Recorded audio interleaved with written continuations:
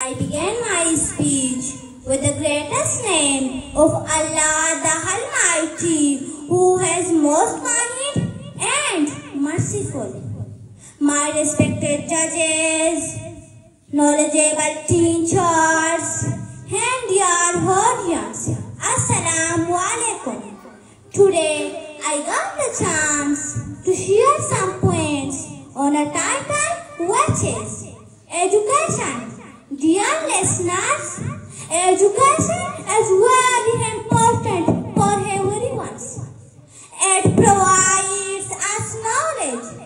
It guides us in taking right decisions in our lives. Likely, without education, we cannot achieve any success in the life. There is no age and limit to take education. Respected teachers, education develops personality of a person. If we are educated, then no one can cheat us. Thus, education is the key to success because it makes us able to deal with difficult situations. Now, I love to end my speech with this quotation.